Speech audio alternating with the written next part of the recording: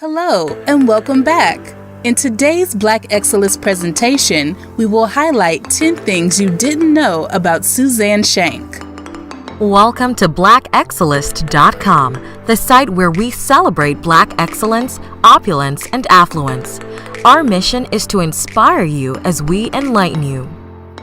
Suzanne Shank is a $2 trillion businesswoman and is unarguably one of the most powerful women on Wall Street. Shank's story is a fascinating one and shows how talent, hard work, and the ability to embrace change can have remarkable outcomes. She's broken through the glass ceiling that holds women back, especially Black women, and she has gone on to be the chairwoman and CEO of Siebert Cisneros Shank & Company. Under her watch and from her offices in Detroit, her firm has grown tremendously by arranging billions upon billions in financing for airports, roads, schools, and other municipal and corporate projects across the nation. Her determination shows us that no matter what barriers are in front of you, you can break through them. This powerful Black woman is one to remember, as her trailblazing ways will continue to inspire and nurture more and more great minds in the African American community. In this original Black Excellence video, we will be featuring Suzanne Shank. So without further ado, let's get started. 1. Suzanne is a native of Savannah, Georgia. Growing up in a middle-class family as an only child in Savannah, Georgia, Suzanne Shank was a gifted child who could read by the age of 3. She excelled at math and science and was quite an overachiever. She was a straight-A student, cheerleader, homecoming queen, school newspaper editor, and valedictorian of the class of 1979. Her parents, Mary and Roger Shank, were her role models and instilled into her incredible work ethics. Her mom, a graduate of Spelman College, held a master's degree and would become assistant school superintendent. Her father was Georgia's first Black bus driver, which helped him land a position as head of the Regional Transit Authority. Almost 35 years after graduating from high school, Shank would return to Savannah to structure a $15 million refinancing deal for the Savannah Airport project in 2013. 2. Suzanne earned her MBA at the University of Pennsylvania Wharton School. Shank credits her guidance counselor for steering her to a STEM education, which eventually led her to enrolling at the Georgia Institution of Technology, where she earned a bachelor's degree in civil engineering.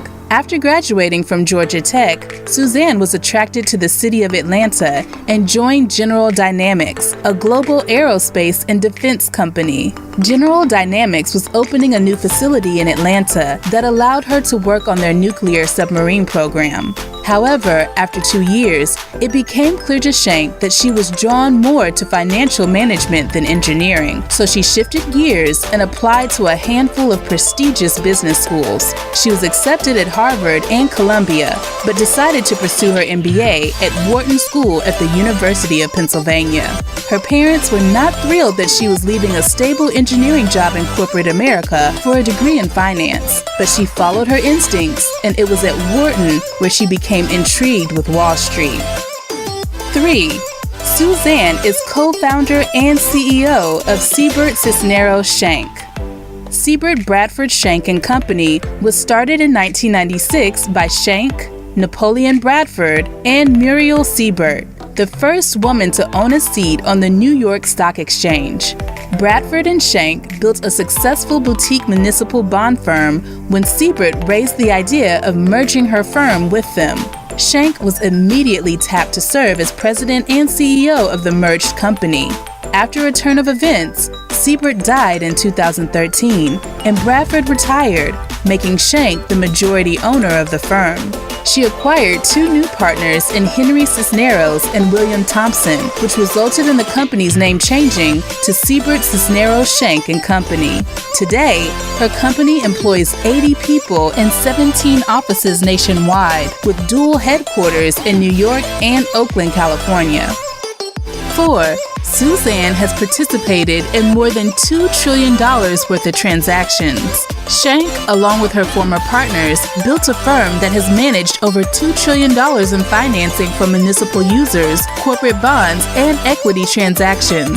The transactions include more than $1.2 trillion in principal amount of municipal bond transactions and $800 billion in corporate bond and equity transactions since her company's inception. In 2010, her company made history by becoming the first minority or woman-owned firm to break into the top 10 municipal bond underwriters on Wall Street. Throughout her 30-year journey, Schenck has been able to successfully pivot by adopting a don't give up mindset.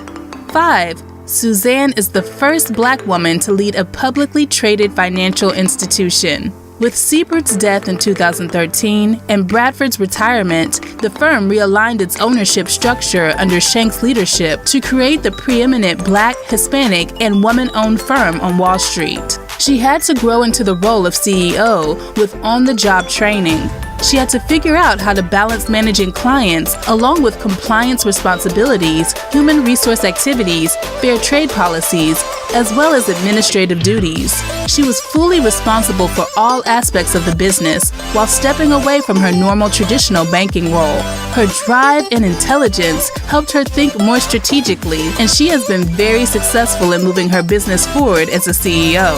Today, her company ranks among the top 10 in 7 key infrastructure categories for underwriting municipal bonds in the world.